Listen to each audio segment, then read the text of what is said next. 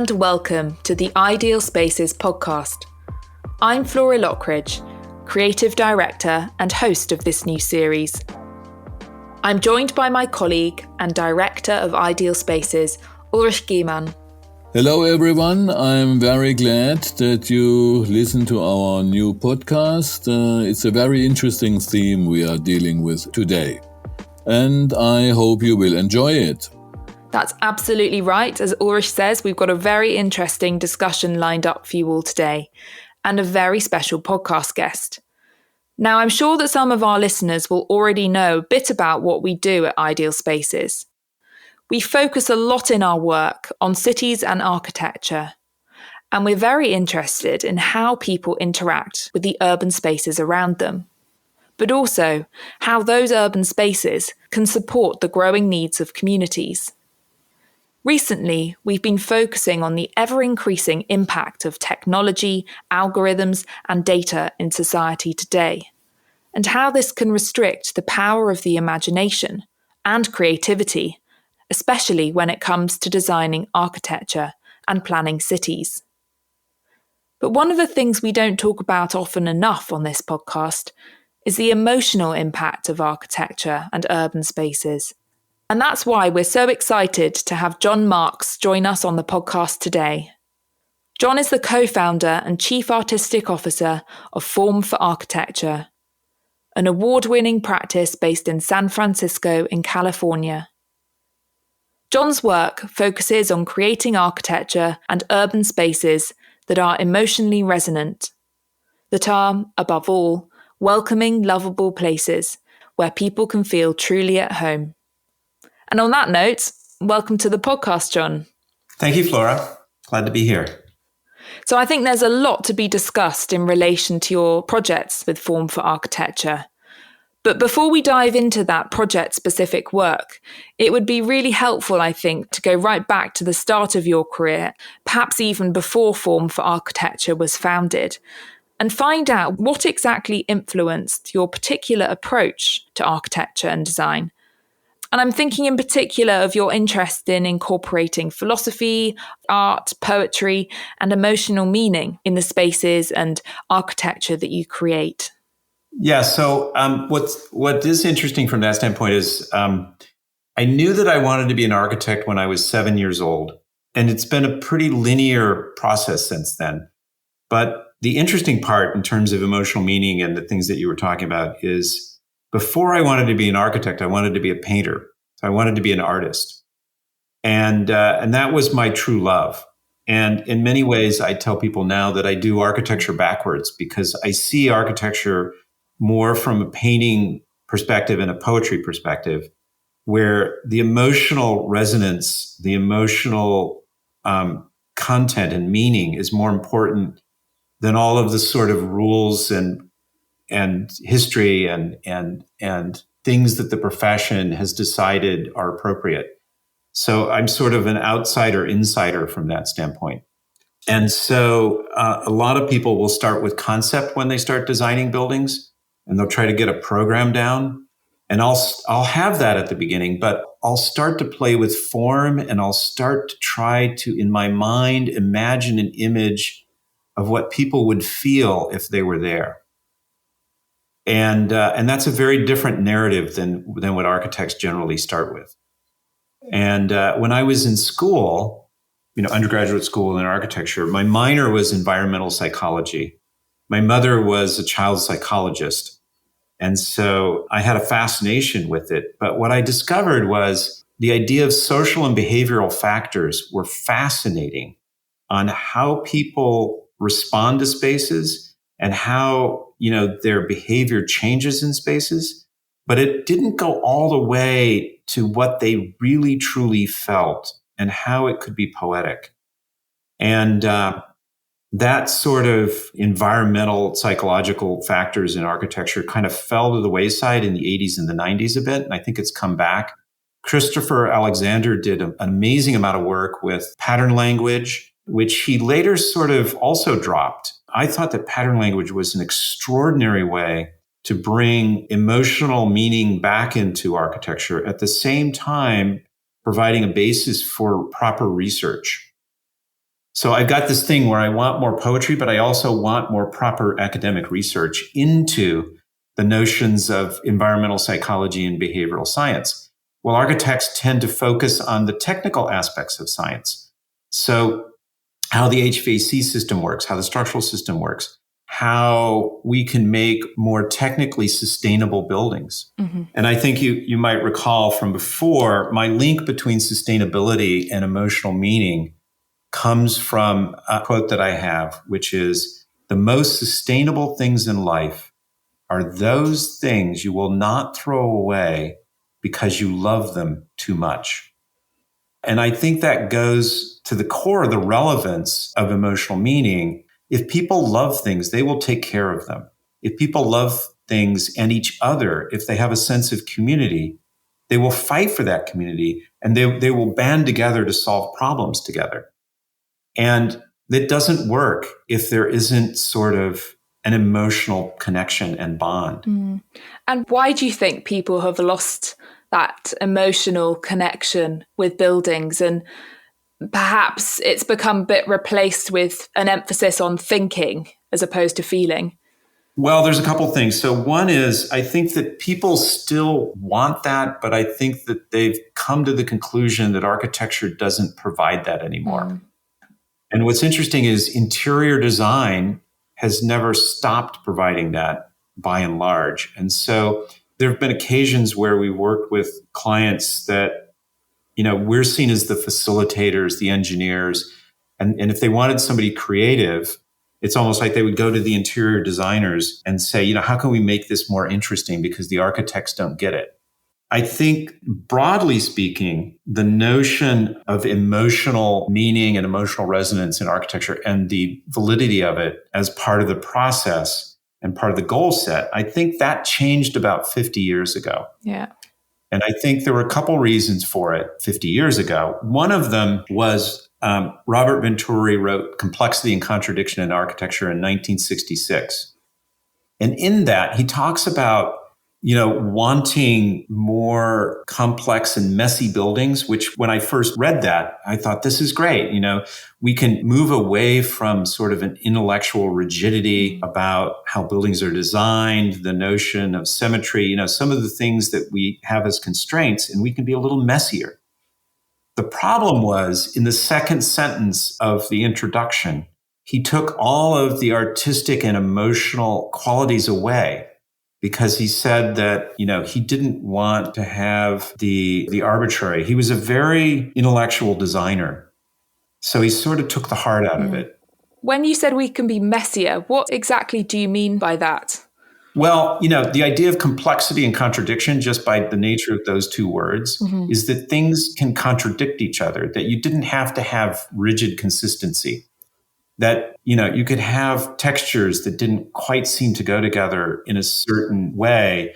You could have things be deeper than just a one-liner, and that there could be layers of meaning in something. Yeah. And that can create a great richness. Minimalist modernism, or even the modernism of early Corbusier, and certainly Mies van der Rohe, there's a rigidity to it, a consistency to it.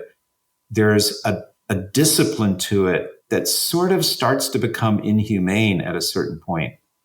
And I think Venturi basically said, forget all that. You can make richer, quirky, and eclectic spaces that still have validity. You don't need to be so mathematically precise and overly rational. Mm-hmm. What have been the other reasons you mentioned for this shift?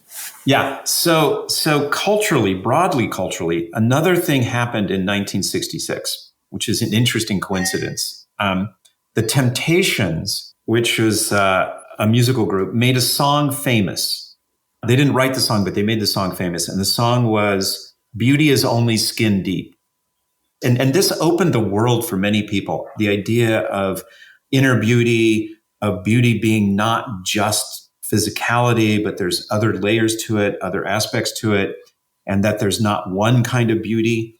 But one of the problems is the architectural profession and the fine arts institutions retranslated that notion of beauty is only skin deep to mean that anything that was beautiful was de facto superficial. And we've been wrestling with this notion of superficiality in pandering to the public and making buildings that people love. It's almost as if people love it, we've failed as a profession. That's the current notion.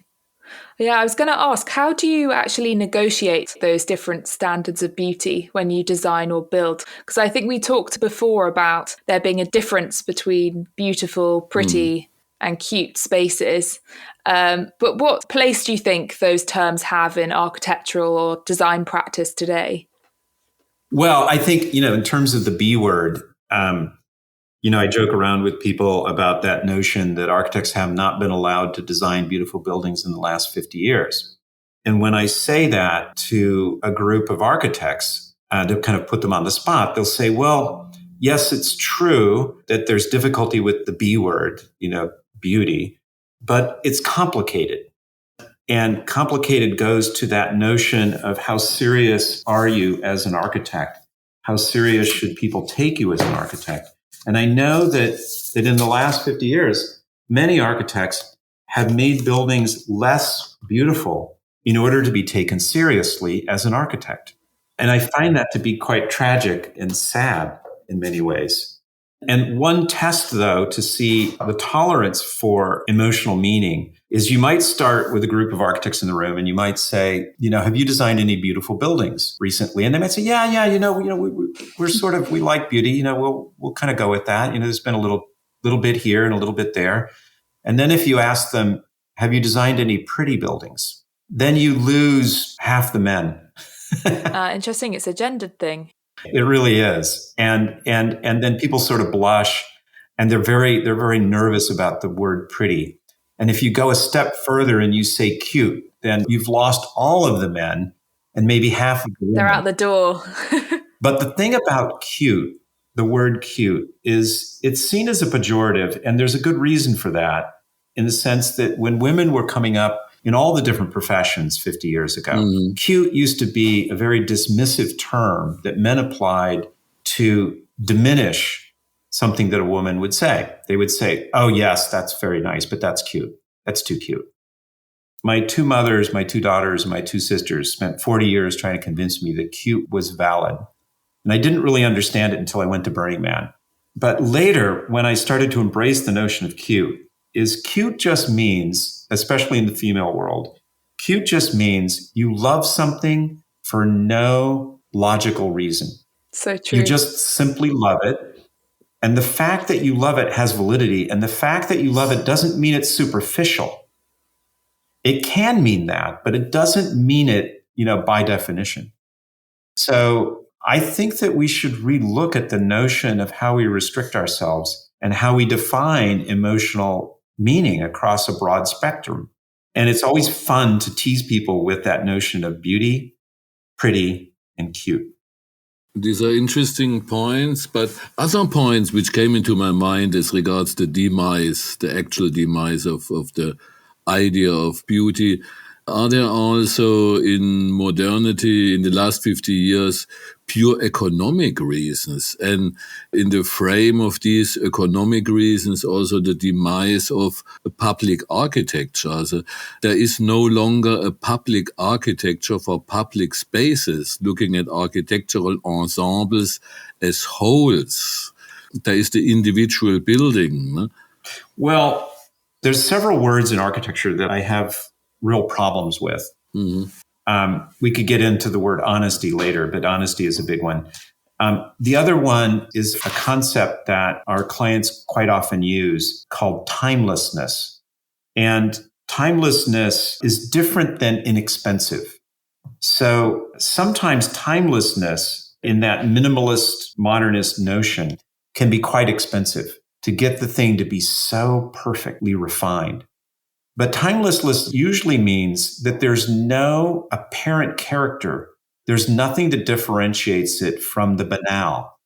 So I would submit that most of our clients that use the timeless word, of which we have several, we have to go for extreme elegance, which is very difficult to do, rather than character, rather than interest. They worry that if you do something quirky and inherently human, and it has a little personality to it that it will become dated in 10 seconds. So they don't want to take that risk, but instead of doing something that people will love, their target is doing something that no one will hate. And the end result of taking the approach that no one will hate this thing means that you basically just have to be just above banality. But it must be difficult, because I always think people are going to respond differently to buildings, and some buildings people might love, or a group of people might love, but then others would actually hate. Yeah, that's the worry. So, but the way I look at that equation is people say that, and there's also a notion of beauty is in the eye of the beholder.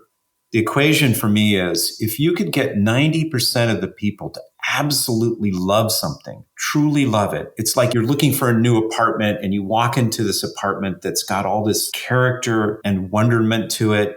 And you go, oh my God, I want to live here. That's loving something, right? If you can get 90% of the people to truly love something, but 5% of the people will absolutely hate it, isn't that worthwhile, that equation? Yeah, absolutely. Versus having, 90% of the people be almost bored with it in order to make sure that the remaining 10% that might love it, no one hates it. But then you get 90% of the people that are bored with it. So what approach do you take then? Do you work quite closely with clients or future inhabitants of, say, an apartment to make sure that it's something that they will love? How do you actually achieve that? We try to do the best we can. You have to use different techniques because some clients get the idea that they want something special, they want something unique, and they're willing to change the equation from banality to lovability.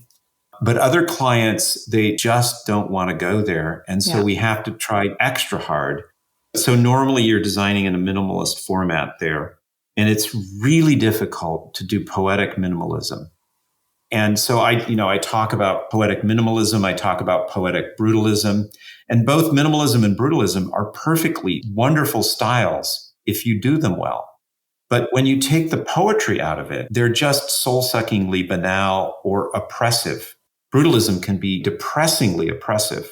But if it's poetic, there's wonderful examples of truly poetic brutalism, but the examples are very rare. Can you give us some examples or so our listeners can have a Google? Oh, Kenzo Tange in the 2 Olympic stadiums he did in Tokyo. Louis Kahn and the Salk Institute. The Salk Institute is absolutely breathtakingly poetic. It's brutalist. It is. It's raw concrete.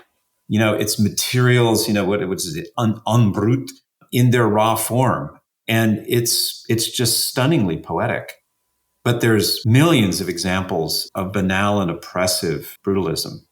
And of course, now that brutalism has been around for over 50 years, some of these projects are being landmarked. And the question is, should you landmark ugly buildings, quote unquote? And then you get into that notion of what is an ugly building? So my version of beauty is in the eye of the beholder goes to the notion of style. So if you say, I would like you, my architect, to design a building in a brutalist style. And at that point, you're picking from a range of options. You're picking that notion of beauty is in the eye of the beholder. Once you've narrowed it down to a specific set of conditions, a style, then it's a qualitative issue. How poetic is it? How gracious is it? How are the proportions worked out? Are they good? Are they bad? What are the emotional feelings you get of the space itself? Is it optimistic? Is it depressing? Do you want it to be depressing? Do you want it to feel oppressive? What are those goal sets? So that's the craft of design, is to be able to make something in a style. It could be Art Nouveau. It could be brutalism. It could be minimalism. But get it to satisfy a very high quality level of both craft and intention, so that if you're going to do it, it should be a beautiful brutalist building, if that's your goal. I'm going to guess that most people don't want their buildings, even their brutalist buildings, to look oppressive, to look angry, to look mean, so to speak. They probably don't start out that way, but yet they design them. In the end, they look that way. They feel that way. The whole time you've been talking about brutalist buildings, I've been wondering what you make of a certain complex in London, the big concrete estate and cultural centre known as the Barbican. Oh, yes. So a couple of years ago, I was working with the Architectural Review on an advocacy monograph called The Absurdity of Beauty. And it was that week a couple of years ago where it snowed on the ground and it stuck. It was probably about 2 years ago, and it stuck on the ground for about a week. And London shut down. Classic London. The trains wouldn't come in because there was a little bit of snow. So my wife and I were wandering around London in the snow. It was quite delightful. But as part of that trip, I wandered back through the Barbican, and I had seen pictures of it a long time ago. I'd forgotten all about it. I found it unspeakably soulless. And I thought that it satisfied all the criteria for the examples of what you should never do. Now, I know, on the other hand, it's beloved by some people for a variety of reasons. People would say, but the symphony is there. And, all of these cultural aspects. And it's like, well, that doesn't make good architecture. That just means you have good programming. But I was sitting there, and it was a gray day. Granted, it was cold because it started snowing, I think, the day after that. So the weather was a bit inhospitable. But I was sitting there, and I knew that when I was growing up in the 70s, that I would have thought that this was really cool. I remembered that because my context for that was all of these sort of historicist buildings. And there was a rejection of that historicism back in the day. And this was new, and it was fresh, and it was interesting, but it was because it was new. But in sitting there, I felt very alienated. I felt very alone. I felt there was nothing about the environment that invited me to dwell. No. That it has an overemphasis on concept. It's very oppressive. And I think actually it was voted, I think it might have been 2003 or round about that time. It was voted London's ugliest building. I think that's what they called it. But I couldn't imagine living there. Well, there's a huge residential part. Yeah, I could never imagine living in that. And I'd love to see one of the flats to see if that kind of Barbican brutalist vibe is also reflected inside those apartments. I'd love to see it. I really would. The interesting point in my eyes as regards the bulk of modernist architecture is not only its ugliness, but also its sheer reduced functionality. These buildings are neither nice nor beautiful. They are just functional. And this is a really amazing fact. When you look from the outside at an urban ensemble, for instance, when you are walking through the streets of a city, this is really amazing. Well, I think, though, that you could turn the Barbican around. You could make it in emotion, but you'd have to change, not tear buildings down. I mean, the current Pritzker Prize winners are famous for saying, don't tear buildings down, repurpose them, reimagine them. And I could see the Barbican reimagined. There's room, there's spaces, there are these huge plazas. They're empty of all activity, of all signs of life. But there's enough room there that you could make something really cool out of it. But if it's a landmark building, you'd never be able to do enough. But if you weren't constrained by the landmarking, you could turn that into something delightful, but it would take a fair amount of work. I mean, there's no color. There's very little landscaping. I mean, there's landscaping in certain areas, but there's very little landscaping. There's very little activation. It's got potential, but it's gray. It looks like a prison. Oh, it does. Yeah. Do you think then it's a problem with people's perception, or I don't know, I'm just thinking of urban planners. I suppose once a building is there, they're probably quite reluctant to actually do much to improve it. Well, you need a developer. You need someone that would go in. There's an economic aspect to it. Exactly. So how do we convince those people then that it's important to review these buildings and make them more lovable? I think the first step is to put emotional meaning and emotional resonance in the forefront of a goal set for the profession, and probably more importantly for the public. That the public shouldn't have to settle for third rate. I do a little thing with people, and I show them a picture of a building, and this is a library in North Beach. It's a few blocks from where I live. It was designed by a really very high quality firm, a very thoughtful firm, but it's a very banal, minimalist building. but it won a local design award. So I show the building. I don't necessarily tell everybody who designed it, but I show people the building and I challenge them and I say, tell me what's lovable about this building. Don't tell me what you think the architect was trying to do or that this one little proportion is nice. You need to commit to something that you say you personally love, and no one can.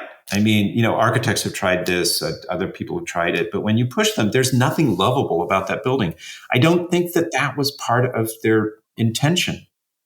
But they are nice, decent, high quality designers that work for this firm. But I don't think it was part of anybody's dialogue is how do we make this lovable? And the thing that's interesting is there are these huge panels on it that are just gray concrete or stucco.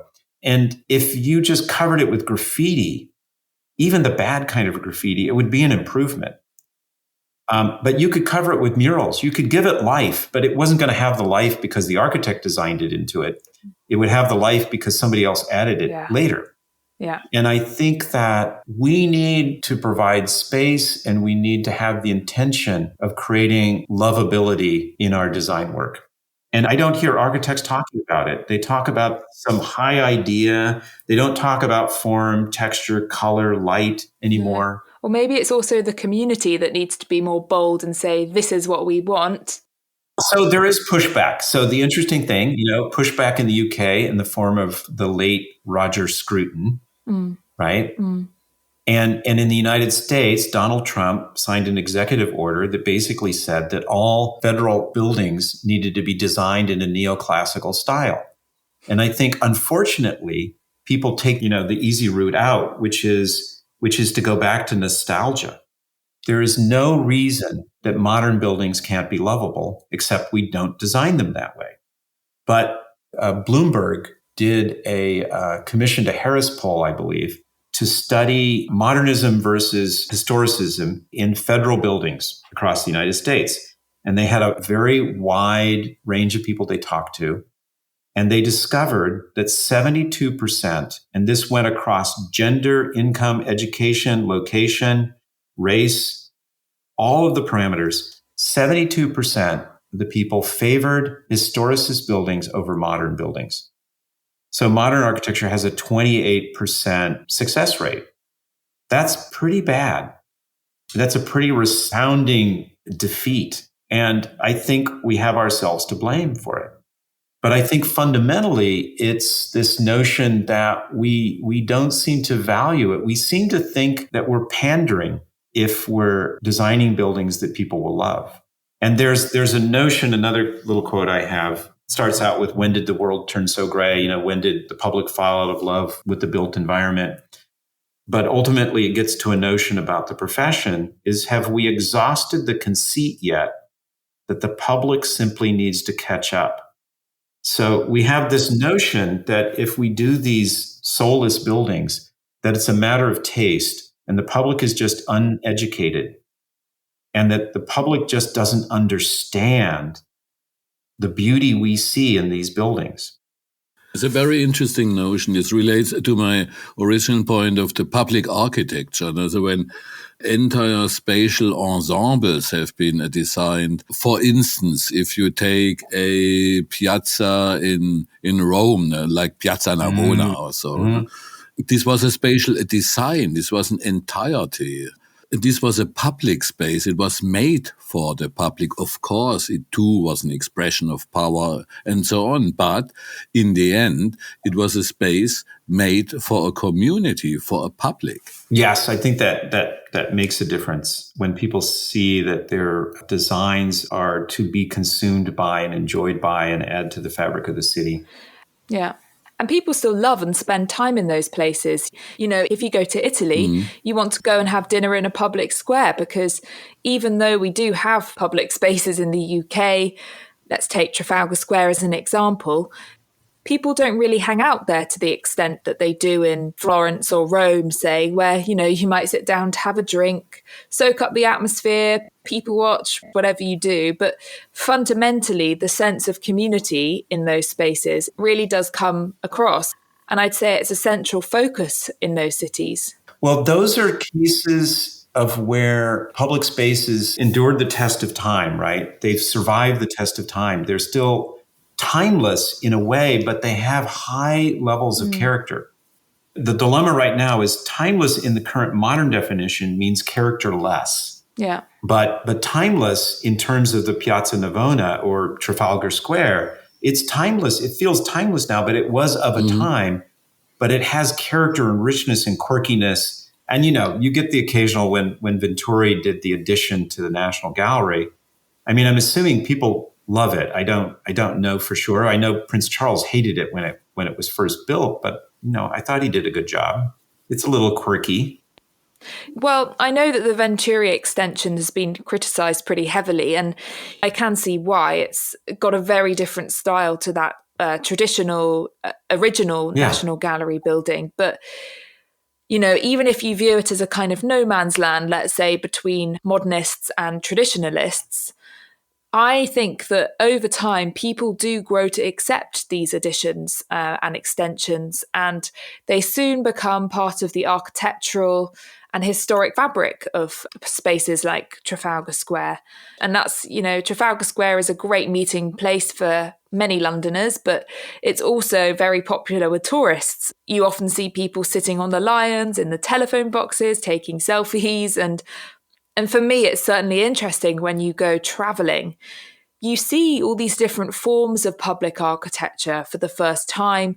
You see more clearly how different or maybe similar those examples are from the architecture in your own city. And of course, there are all sorts of reasons why architecture has emerged in different countries so differently. But it is interesting to compare. Well, travel is an interesting test because if you look at where people go, because it's selective, right? Their office is not sending them there. They're going because they want to go there. And how often do they go to older, more historic cities of character and places of character than going to modern places, So there are a few modern places that are cropping up that are attempting to become tourist destinations, at least. But most of the time, you want to find character and richness in the environment and not banality. This is an interesting point as regards the relation between character, style, and lovability in the end. Well, certain styles are much easier to create lovability with than others. I'll say that. It's easier to create something in Art Nouveau style that's lovable than minimalist modernism.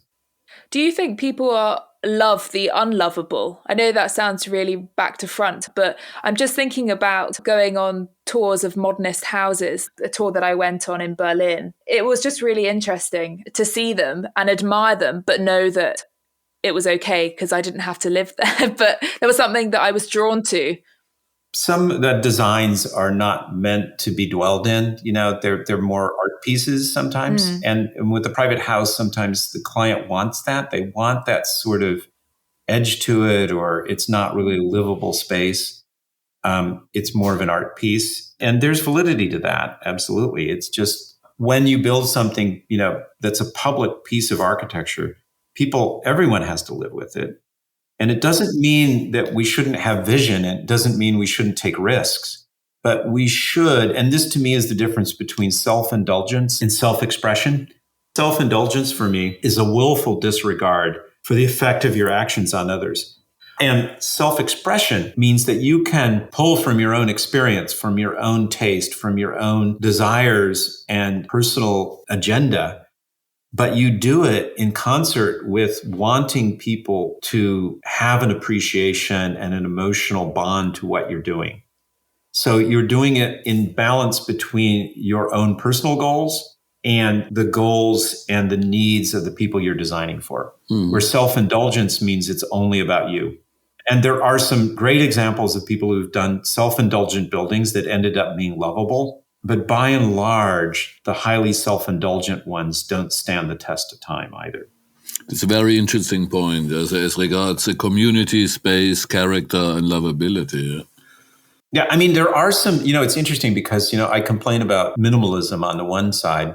And on the other end of the spectrum there's a fair amount of formal reckless self-indulgence going on in, let's say, Dubai would be a shining example of people just doing things that are bold and dramatic and wild for the sake of being bold and dramatic and wild. And they're actually horrible, cartoonish designs that I don't know if they'll ever really be lovable, if they won't just be unique for a while and then turn into sort of a joke.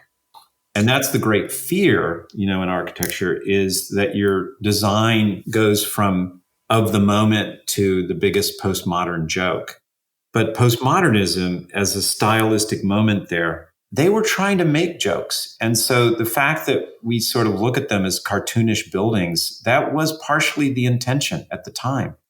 We allowed history back in, but we would only do it if there was sort of this sort of casual irony to it, that it was a half a joke, like it wasn't quite serious, but that got reflected in the mannerist qualities of, Michael Graves's work. They looked like cartoon buildings. It was great that history got a chance to sneak back in, but not, at the expense of bad design. Mm-hmm. From the background we spoke about so far, I want to ask you, John, to go on the relation between character and lovability. What's about the emotional qualities of architecture you addressed in the beginning? Are they related to character? Are characteristic buildings more emotional than this modernist paradigm you sketched? I think that people do warm up to things that are familiar more easily than things that are different.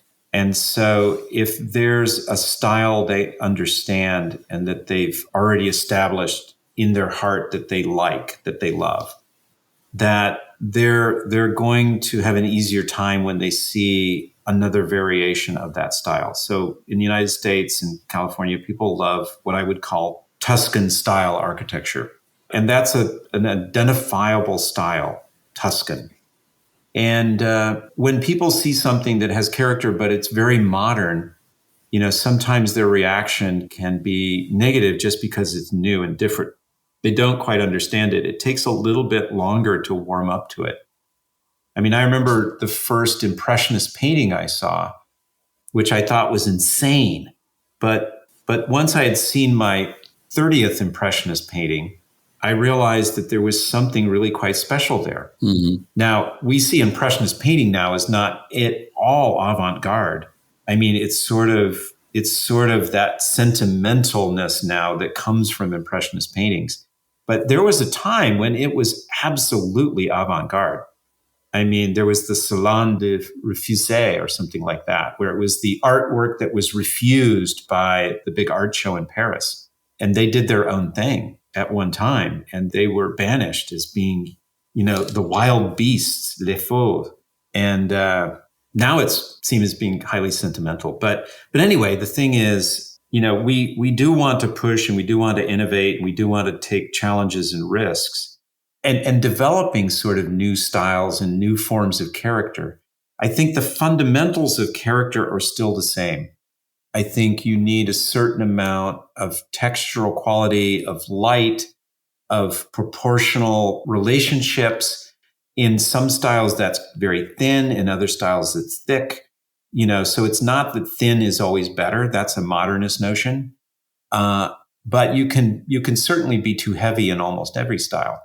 So there is an aspect of craft, and there's an aspect of refinement that we don't appreciate. So in modernism, if you say every building you design should look different, so you almost then become, a different style almost. Like every time you design a building, it should be in a different style of modernism. And then you almost become a random genetic, number creator. So you're creating all kinds of things, and there's no basis for it. There's no refinement to it. It took 2,500 years to go from the Doric column you can see in Agrigento in Sicily, old Greek stone temples, to Palladio in like 1500 something, establishing the Tuscan column order in the list of orders. And it took 2,500 years to perfect that. And we try to every other week, we're going to design a different style. And Richard Meyer is in trouble for many other things.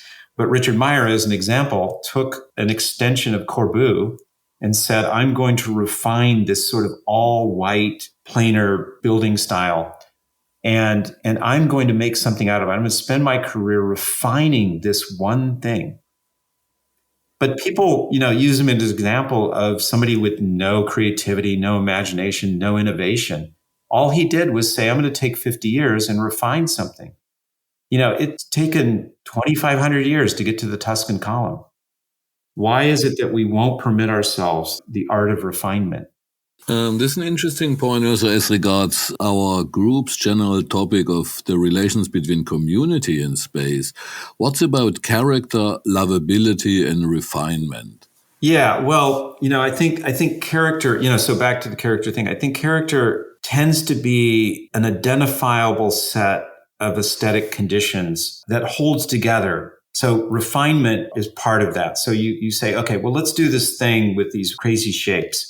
And maybe the first version of it is really very crude and it's not thought through very well. And it could be refined so that you deepen this sense of character over time. But that implies that your notion or your goal set isn't, I got a new building. I'm going to completely change the style and do something completely different this time. You don't even get to refine within your own vocabulary because there are relationships between the pieces and parts and proportions of things that create character, identifiable character, and could become a style. And I'm wondering if it's got something to do with people's mentalities nowadays. It's all about ticking boxes, getting things done.